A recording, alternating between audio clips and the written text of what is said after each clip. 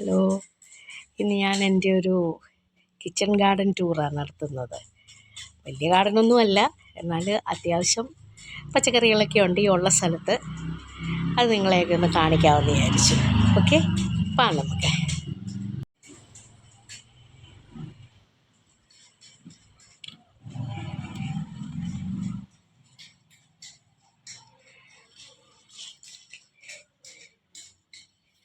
ഇതിൻ്റെ വഴുതനങ്ങ കൃഷിയുടെ ഇതാണ്.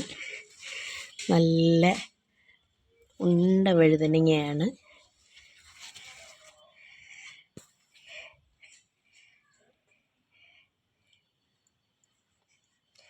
ഇതെൻ്റെ ഒരു ചെറിയൊരു ആമ്പൽ കുളമാണ്. ഇപ്പം അത് ഇച്ചിരി പായലൊക്കെ പിടിച്ച് കിടക്കുക, പൂക്കളൊന്നും ഇപ്പം ഇല്ല. ഇത് കാണാമല്ലോ നിങ്ങൾക്ക്. മുളക്, ഇതെല്ലാം മുളകിൻ്റെ ചെടികളാണ്.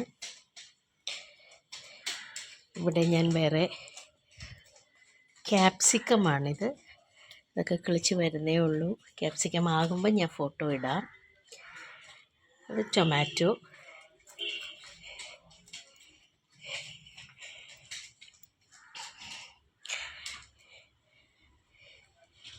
അത്യാവശ്യം കുറച്ച് ചെടികളും ഒക്കെ ഉണ്ട്.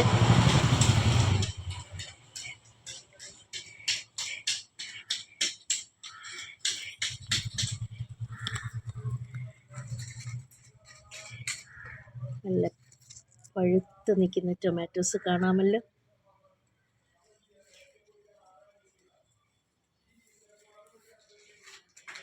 ഇതെല്ലാം ടൊമാറ്റോസാണ്. ഇത് നല്ല പച്ച ടൊമാറ്റോസ്.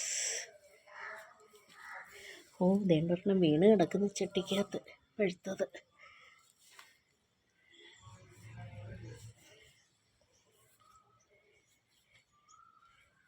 ഇതെല്ലാം പല ടൈപ്പിലെ മുളകുകളാണ്.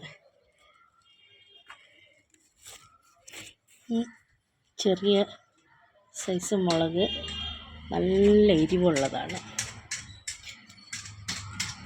ഇത് നല്ല നീണ്ട മുളകുകൾ. അവിടെ വെണ്ടയ്ക്കയുണ്ട്. അതിൻ്റെ ഇടയിലൊക്കെ വെണ്ടയൊക്കെ നിൽപ്പുണ്ട്. മുളകും ഉണ്ട്.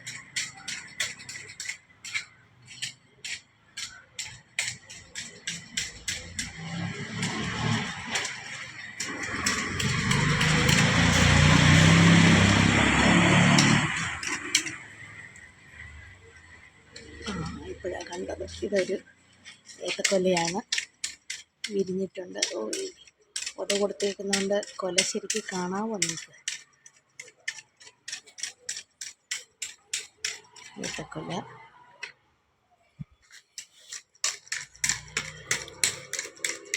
ഇതൊരു മൂവാണ്ടൻ മാവാണ്. 3 വർഷം കൊണ്ട് കായ്ക്കുമെന്നും പറഞ്ഞ് പിടിപ്പിച്ചതാണ്. 3 വർഷമായി. ഈ വർഷവും പൂവിട്ടിട്ടില്ല.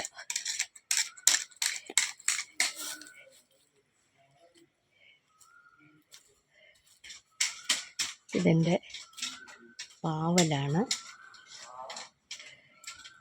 ഇതെല്ലാം കീട കുത്താതിരിക്കാൻ പേപ്പർ കെട്ടിയിട്ടേക്കുകയാണ്.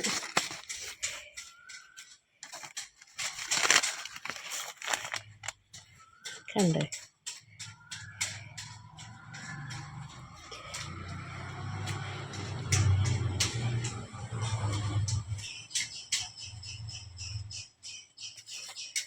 എൻ്റെ കരിയാപ്പ്.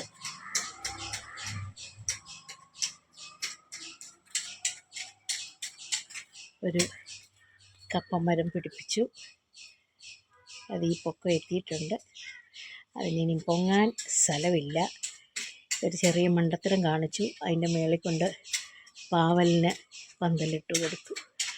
ഇനി ആ പാവലിനെ മാറ്റാതെ പാവം കപ്പമരത്തിന് പൊങ്ങാൻ പറ്റില്ല. മാറ്റി കൊടുക്കാം.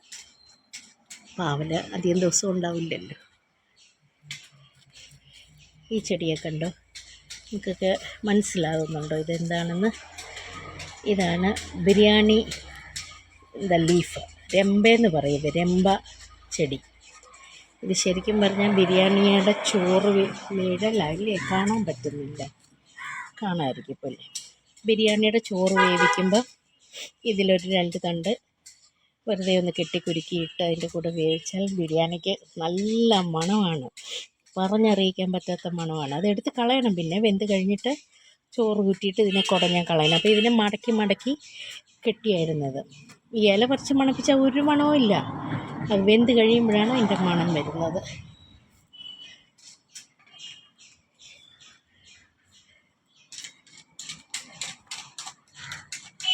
ഈ മാവുമേൽ ഒരു ഓർക്കിഡ് പടത്തിയേക്കാണ്, ഡാൻസിങ് ഗേൾ എന്നുള്ള ഓർക്കിഡാണിത്.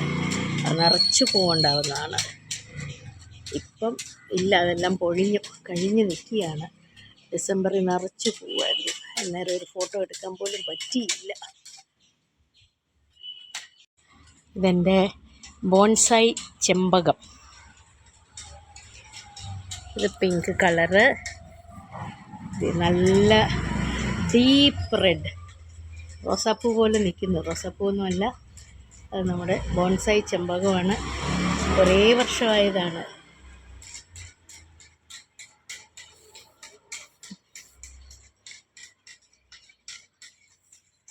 മുളക്, കുറച്ച് മുളക് നിൽക്കുന്നു.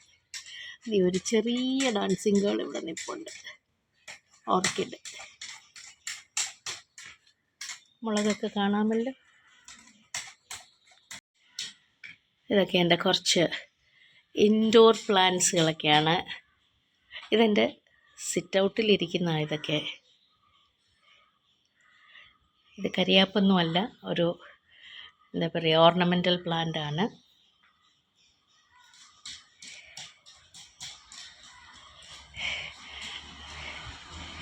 എല്ലാം ഇൻഡോർ. ഇതൊക്കെ ബിഗോണിയ വെറൈറ്റീസാണ്.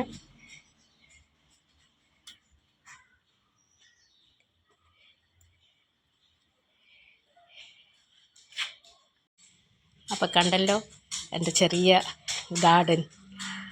അപ്പം എല്ലാവരും ഇങ്ങനെയൊക്കെ ഉള്ള സ്ഥലത്ത് കുറച്ചൊക്കെ കൃഷി ചെയ്താൽ നമ്മുടെ വീട്ടിലേക്ക് ആവശ്യമുള്ള പച്ചക്കറിയൊക്കെ കിട്ടും.